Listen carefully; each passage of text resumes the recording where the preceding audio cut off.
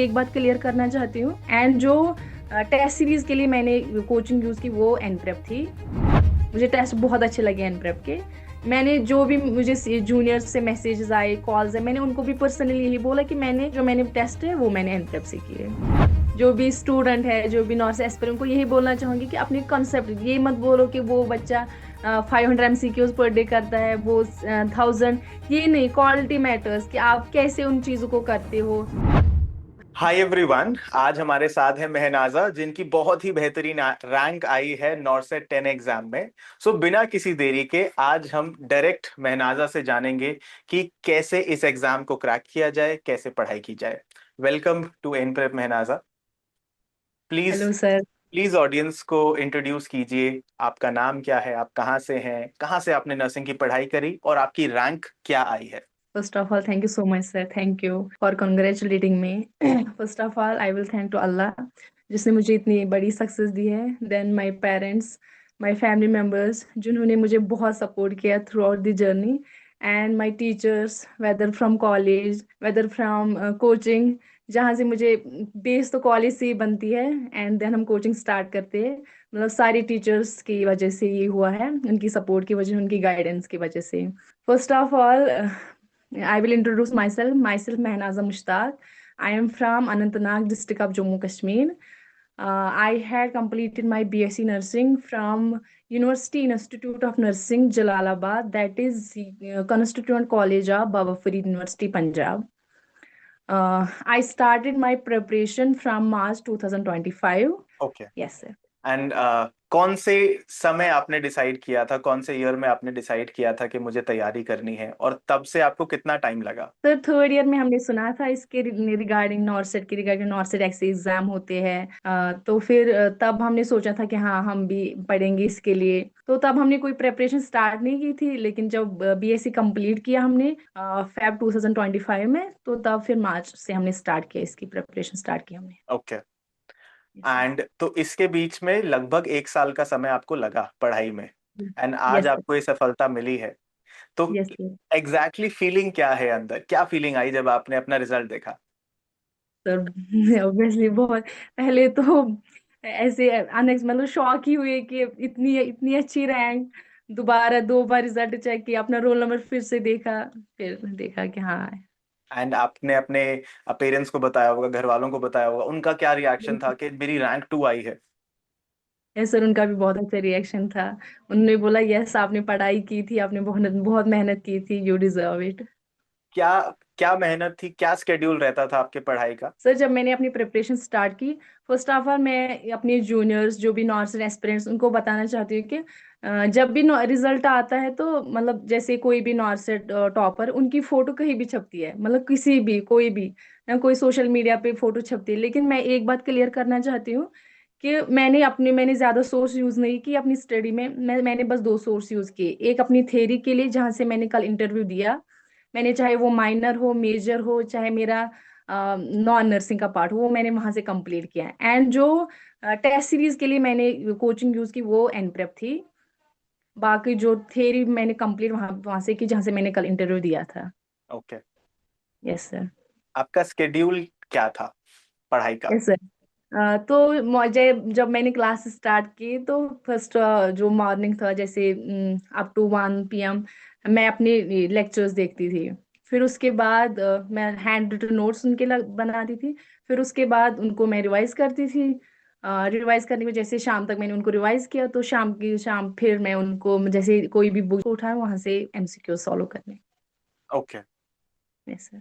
जब आपने स्टार्ट किया था प्रिपरेशन, यस सर। तब आपके माइंड में क्या डेडलाइंस थी कि मुझे कितने महीने में मुझे अपने लेक्चर्स कंप्लीट कर लेने हैं, या आप अगर किताबों से भी पढ़ें कब तक मुझे सारी थ्योरी कंप्लीट कर लेनी है, एंड कब से मैं रिवीजन स्टार्ट करूंगी, कुछ टाइमलाइन बनाई थी क्या आपने अपने माइंड में।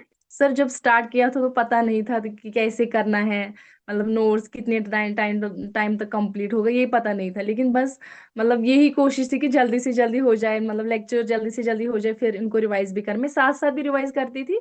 लेकिन ऐसे था कि पता था कि सारे सीनियर्स बोलते थे कि रिवीजन इज इम्पोर्टेंट, कि जितना ज्यादा आप रिवाइज करोगे उतना ज्यादा आपको एमसीक्यूज को सॉल्व कर पाओगे। तो बस अच्छा, यही फोकस था कि जल्द से जल्द ये थ्योरी कंप्लीट हो जाए फिर। जो थ्योरी पढ़ने का सही तरीका है आपके अकॉर्डिंग, क्या वो ऐसा। सिर्फ है कि लगातार लेक्चर्स देखते जाओ, या फिर लगातार किताब थ्योरी बुक पढ़ते रहो, या फिर आप रेकमेंड करोगे कि एक टॉपिक का लेक्चर देखना और उसके बाद उसका क्वेश्चन बैंक सॉल्व करना? क्या ये सही तरीका है, या फिर लगातार वीडियोस देखना? आपके अकॉर्डिंग क्या सही तरीका है? फिर मुझे लगता है लगातार वीडियोस नहीं देखनी चाहिए, मतलब जितना आपने पढ़ा, मतलब क्वालिटी मैटर्स। अगर आपने मतलब 3 4 टॉपिक पढ़े या मतलब 3 4 घंटे का वीडियो देखा, तो आप उसको एक बार रिवाइज करो कि मैंने ये क्या पढ़ा है, इसमें क्या मुझे समझ आ रहा है, फिर मैं आगे मतलब बढ़ूंगी, आगे कोई और वीडियो देखूंगी और उसके एमसीक्यू सॉल्व किया। आप देखो जो आपकी कोचिंग है वहां से आपके एमसीक्यू सॉल्व हो रहे हैं या नहीं हो रहे, जो आपका कंटेंट है वहां से एमसीक्यू सॉल्व हो रहे हैं या नहीं। ओके, तो पहले लेक्चर्स के साथ साथ टॉपिक वाइज क्वेश्चन बैंक भी करते रहना चाहिए। ठीक है। अच्छा, इसके बाद क्या आप कोई मिस्टेक नोटबुक भी बनाते थे कि मेरी क्या गलतियां हो रही हैं क्वेश्चन बैंक, या जो भी टॉपिक वाइज क्वेश्चन आप सॉल्व करते थे, जो भी गलतियां हो रही हैं, क्या आप उसको अलग से लिखते थे या नहीं लिखते थे? सर अलग से तो नहीं, जहां से मुझे जिस टॉपिक से मुझे लगता था कि इस टॉपिक से मैंने ये पॉइंट मैंने पढ़ा नहीं था, तो मैं उस पॉइंट को उसी टॉपिक में मेंशन किया, चाहे स्टिकी नोट लगा के, चाहे वहां पे मुझे कोई स्पेस मैंने खुद छोड़ी होती तो वहां पे मैं नोट डाउन करती थी उनको। ठीक है, तो आपने कोई अलग से नोटबुक नहीं बनाई, आपका जो जी एक सर। सोर्स था आपने उसी में ऐड कर दिया सब कुछ? Yes sir, yes sir. ठीक है। क्योंकि बाद में हेक्टिक लगता है वो जो नोटबुक उठाना उसको पढ़ना, और जब रिवाइज इंसान करता है तो वो पॉइंट्स भी वही से रिवाइज होती है फिर। बिल्कुल। इसके बाद हम आते हैं टेस्ट के ऊपर। Yes, इंसान को फुल सिलेबस टेस्ट कब लगाने स्टार्ट करने चाहिए? क्या तैयारी के स्टार्टिंग में ही लगाना स्टार्ट कर दो, या फिर वेट करो थ्योरी कंप्लीट होने का उसके बाद फुल सिलेबस टेस्ट लगाओ, या फिर कुछ और सच है? सर जो मैंने कि मैं वही बोलूंगी, मैंने आपको बोला कि मैं थ्योरी पहले पढ़ती थी, जो लेक्चर्स वो देखती थी, फिर उनको रिवाइज करना, फिर जब मैंने पूरी थ्योरी कंप्लीट की, मतलब लेक्चर्स खत्म किए, तो उसके बाद मैंने टेस्ट स्टार्ट किए अपने। अच्छा, आपने बाद में स्टार्ट किए। यस चलिए, सर, यस। क्या आप उन बाकियों को भी यही रेकमेंड करोगे कि एंड में ही स्टार्ट करना चाहिए, या फिर अगर मतलब आज एक आप बार। स्टार्ट करो, अगर आज आप वापस स्टार्ट करोगे प्रेपरेशन, क्या आप अभी भी ऐसा ही करोगे या फिर कुछ चेंज होगा? सर बिल्कुल मैं ऐसा ही करूंगी, क्योंकि जब हम मतलब जैसे कि हमने 2 बुक्स पढ़े, अब हमने फुल टेस्ट दिया, वहां पे हमारा कॉन्फिडेंस लो हो जाता है, क्योंकि जो बाकी क्वेश्चन वो तो हमें आएंगे ही नहीं, फिर स्कोर भी डाउन होता है, तो उससे हमारा जो कॉन्फिडेंस है वो लो होता है फिर ओके, से। तो कॉन्फिडेंस लो नहीं हो और मोटिवेशन कम नहीं हो, इसलिए आपने ऐसा कहा। चलिए, यस। बेहतरीन। Yes sir. अच्छा, मैंने आपके स्कोर देखे थे, आपने नाश्ता टेस्ट दिए थे, क्या अच्छा लगा आपको नाश्ता टेस्ट के बारे में? What was good about it? Sir honestly speaking, जब मैंने एनप्रेप की, मुझे मतलब पहले मुझे पता नहीं था एनप्रेप के बारे में, टेस्ट के बारे में। मुझे बीच में पता चला, मेरे किसी फ्रेंड ने बोला कि आप इनके टेस्ट एक बार दे दो, तो फिर मैंने मतलब जो फ्री वाले टेस्ट वो मैं दे दी। मैं जब टेस्ट दे रही थी मुझे ऐसे लग रहा था कि मैं अपनी नोट्स रिवाइज कर रही हूँ। तो जो रैशनल थे वो भी ठीक थे, बहुत अच्छे मुझे लगे। एंड मुझे ऐसा लग रहा था कि मैं अपनी नोट्स ही रिवाइज कर रही हूँ टेस्ट में। मुझे टेस्ट बहुत अच्छे लगे एन प्रेप के।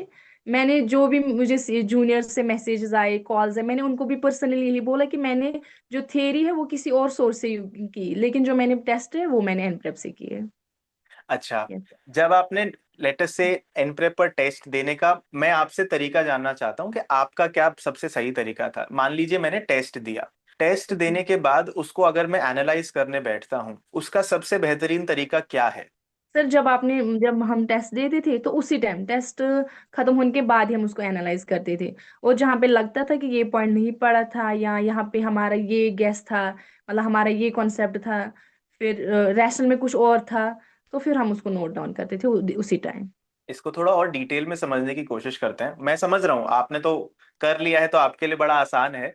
जैसे ऐसे। अगर मैं एक स्टूडेंट हूँ और मैं जानना चाहता हूँ कि महनाज, मैं पढ़ता तो हूँ, एनालाइज करने बैठता हूँ, मुझे नहीं समझ आ रहा है कि जो मैंने करेक्ट किए हैं, एनप्रेप पर करेक्ट मिलता है, इनकरेक्ट मिलता है, स्किप्ड मिलता है, 3 कॉलम आते हैं। जो करेक्ट का अलग कॉलम है, जो मैंने सही करे हैं। अब इस कॉलम को क्या मैं पढूं वापस से, क्या मैं नहीं पढूं? इनकरेक्ट को पढ़ूं तो किस माइंडसेट से पढ़ूं, स्किप्ड वाले को किस माइंडसेट से पढ़ूं, मैं ऐसा जानना चाहता हूं आपसे। सर बिल्कुल जैसे अगर 1 to 100 क्वेश्चन है, 100 ही क्वेश्चन हमें पढ़नी है कि अगर मैंने यहाँ पे जैसे कोई बहुत इजी क्वेश्चन होता है वहां पे आप जल्दी चल सकते हैं कि हाँ ये मुझे पता है, यहाँ पे मुझे कंसेप्ट पता था कि ये लगना चाहिए। एंड रैशनल भी वही होता है, कभी हमने देखा था कि हम देखेंगे कि रैशनल वही है जो हमने सोचा था, जो हमने पढ़ा है। हाँ बिल्कुल रैशनल भी वही होता था। एंड जो इनकरेक्ट हम देखते थे क्यों इनकरेक्ट क्यों हुए हैं, मतलब नेगेटिव यहाँ पे क्यों मार्क्स आए हमारे। हम्म। एंड जो हम स्किप करते उनको तो हम नोट डाउन ही करते थे फिर। सर अच्छा, पहले पढ़ते ही हैं। क्या जो रैशनल आपको मिलता था इन प्रेप पर, क्या वो सफिशिएंट है? क्या उससे समझ आ जाता था आपको कि ये मेरा गलत हुआ है तो मेरा क्यों गलत हुआ है? यस सर बिल्कुल sir. It was sufficient. Yes sir yes sir. Okay. इसके बाद आते हैं मेंस वाले एग्जाम पे, जो कि 160 मार्क्स का होता है। 100 यस मार्क्स के एग्जाम की तो बच्चों को आदत होती है, 160 में थोड़ा सा स्टैमिना कम पड़ जाता है।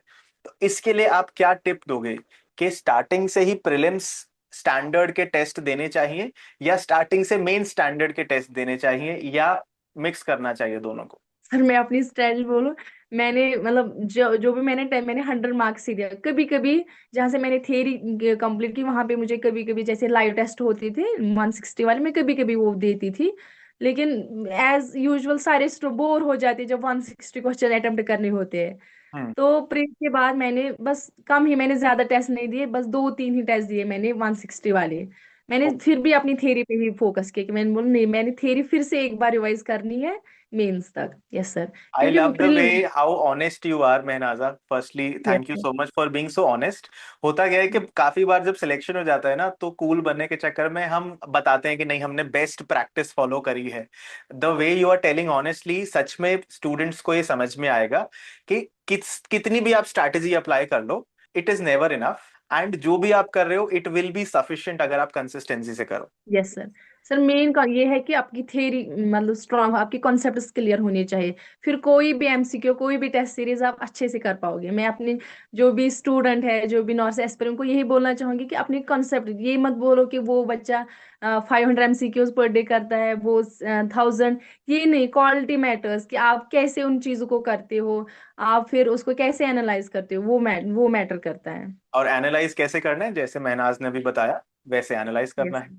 चलिए, कि यस एन यस। प्रेप पर आपने टेस्ट वगैरह दिए हैं, is there something you would want us to change? क्या आप कुछ सजेशन देना चाहोगे हमें, ऐसा कुछ? मतलब मैंने लेट ही सुना एनप्रेप के टेस्ट के बारे में, मुझे अपनी फ्रेंड से पता चला। लेकिन बहुत अच्छे, मैंने सबको रिकमेंड किया पर्सनली कि आप एनप्रेप के, अगर आप एनप्रेप के टेस्ट देखो। मतलब एक तो होता है सर, मैंने टेस्ट दिए हैं बहुत, लेकिन डायरेक्ट क्वेश्चन कहीं नहीं आते, मतलब जो हमने टेस्ट में देखा है एंड वही नॉर्थ सेट में भी आएगा ऐसा कहीं नहीं होता। लेकिन एक चीज होता है कि वो कंसेप्ट क्लियरिटी होती है कि मैंने ये कॉन्सेप्ट कहीं देखा था, वहाँ नॉर्थ सेट में जब एग्जाम देती हूँ याद आता है कि हाँ ये कॉन्सेप्ट मैंने कहीं देखा था, पढ़ा था मैंने। सर मुझे लगता है इतना एमसीक्यूज नहीं वर्क कर पाए जितना कॉन्सेप्ट वर्क कर पा रहा है। अगर आपकी टेस्ट सीरीज भी ऐसी हो कि वहां से आपके कॉन्सेप्ट्स भी क्लियर हो रहे हैं टेस्ट टेस्ट के साथ साथ, तो वो बहुत अच्छा रहेगा। बिल्कुल। यस आपने जो लास्ट वाला नाश्ता दिया था 25 अप्रैल को, उसमें 96% आए थे आपके। 96%, आपको याद है सर। क्या? याद नहीं। नहीं, मैं बता रहा हूँ आपको, सच में 96% आए थे। तो आ इसके, रही होंगी लेकिन याद नहीं है। अच्छा, अरे टॉपर लोग हैं, कर करके छोड़ देते हैं जी। 96% इधर, ऊपर हंड्रेड वाले की परसेंट इधर। किस्मत, बाकी सब। इसके बाद Mehnaz, we are moving to the end of the interview. Yes sir. हमें बहुत सारे स्टूडेंट्स अभी देख रहे होंगे, यस फर्स्ट सर। ईयर में भी होंगे, सेकेंड ईयर में भी होंगे, थर्ड में भी, फोर्थ में भी। कॉलेज स्टूडेंट्स को आप क्या एडवाइस देना चाहोगे? क्या फर्स्ट ईयर सेकेंड ईयर से प्रिपेयर करना सही है? सर हमने भी कॉलेज देखा कि बर्डन होता है, मतलब ड्यूटीज होते हैं, क्लासेस होते हैं। जो कॉलेज में भी स्टूडेंट्स हैं मैं उनको यही बोलना चाहूंगी कि अगर आप सारा नहीं कर पाओगे, मतलब सारे सब्जेक्ट्स कंप्लीट नहीं कर पाते हो, तो कम से कम एक सेमेस्टर में आपका एक सब्जेक्ट ऐसा होना चाहिए जिसपे आपको फुल फोकस होनी, हाँ ये मैंने अच्छे से किया, ये मैंने नॉर्थ सेट के अकॉर्डिंग किया। हम्म। अगर आपके आपके सब सब्जेक्ट्स नहीं हो पा रहे, कम से कम एक होना चाहिए ऐसे। जैसे फर्स्ट सेम में आपकी एनाटॉमी हुई है, ऐसे सेकंड सेम में कोई आपने एक बुक उठाई, एंड थर्ड सेम ऐसे ही। मतलब एक एक सब्जेक्ट अगर एक एक सेम का मतलब अच्छे से क्लियर होना एक स्टूडेंट को, तो वो भी सफिशिएंट है आगे उसके लिए, नॉर्थ सेट के लिए। ओके। अगर कोई स्टूडेंट पास आउट है, फ्रेश पास आउट हुआ है, what yes will be a 6 month strategy from you for that student, कि अगले 6 महीने में कैसे हम पढ़ सकते हैं? सर जैसे मैंने बोला है कि मॉर्निंग इवनिंग ऐसे रखो कि थेरी भी उसको रिवाइज भी कर, मतलब पढ़ना भी, लेक्चर्स भी देखने हैं, उसको रिवाइज भी करना और साथ के साथ एमसीक्यूज भी सॉल्व करने पड़ेंगे। एमसीक्यूज भी और करने हैं। उनको नोट डाउन भी करना पड़ेगा, जहां पे आपने वो टॉपिक लिखा है वहीं पे आप नोट डाउन करने की कोशिश करो, क्योंकि बाद में जब हम वो मिस्टेक नोटबुक उठाते हैं तो वो बहुत बर्डन बन जाता है कि अब ये सारे मिस्टेक्स मेरे हैं, ये मुझे पढ़ने पड़ेंगे, ऐसे वो लगता है रट्टा मारना है, फिर ओके। इंसान नहीं पढ़ पाता है। Yes. ओके। ऑल्दो मेरी स्ट्रैटेजी ऑपोजिट रहती है, I usually tend to give advice कि एक मिस्टेक नोटबुक बहुत जरूरी होती है, क्योंकि मैंने अपनी लाइफ में बहुत अच्छी काम करी है। सो अगर कोई स्टूडेंट हमें देख रहे हैं, देखिए दोनों स्ट्रैटेजी ही काम करती हैं। मैंने भी एग्जाम्स क्रैक करे हैं, मेरे लिए बहुत अच्छा काम किया है। एंड अगर आपको वैसे नहीं करना है, if you are someone like महनाजा जो एक ही जगह पर हर चीज को संक्षिप्त में रखना चाहते हैं, everything collated at a single place, if something like that works for you, go for it. It's your strategy, it's your selection, you have to decide, obviously. Yes, yes. That was a very nice discussion, Mehnaza. Last में just two things, दो ऐसे sentences आप बताइए students को जो उनको बिल्कुल भी नहीं करना चाहिए, और दो ऐसे सेंटेंसेस जो उनको डेफिनेटली करना चाहिए। फर्स्ट ऑफ ऑल अपने जो सोर्स है उस पर ट्रस्ट करना है कि जो भी सोर्स है सफिशिएंट है, क्योंकि बच्चों की सिलेक्शन हुई है तो इंशाल्लाह आपकी भी हो जाएंगी अगर आप उस सोर्स पे ट्रस्ट करोगे। एंड सेकेंड थिंग, अपनी जर्नी को किसी के साथ कंपेयर मत करो कि वो क्या कर रहा है मैंने भी यही करना है, ये नहीं करना चाहिए। सबकी अलग अलग जर्नी होती है, सबको अपना अलग अलग तरीका होता है पढ़ने का, एमसीक्यू सॉल्व करने का, समझने का। सो अपनी जर्नी होती है। बहुत सुंदर। और क्या डेफिनेटली एंड करना चाहिए? बी कॉन्सिस्टेंट, एंड अपने आप पे भरोसा रखो, एंड अपने रब पे भरोसा रखो, एंड होता वही है जो अपने अल्लाह ने लिखा होता है। क्या बात है, आप एंड काफी अपने टाइम पीसफुल पे वाइब देते हो एकदम। बिल्कुल। बिल्कुल। अच्छा, with that we are actually at the end of the interview. Thank you so much Mehnaza, and this was a very detailed discussion guys, and जिस जिस स्ट्रक्चर के साथ मेहनाजा ने एक्सप्लेन किया है, that is also a very wonderful, and I'm sure आप सबको इससे हेल्प मिलेगी। Thank you so much.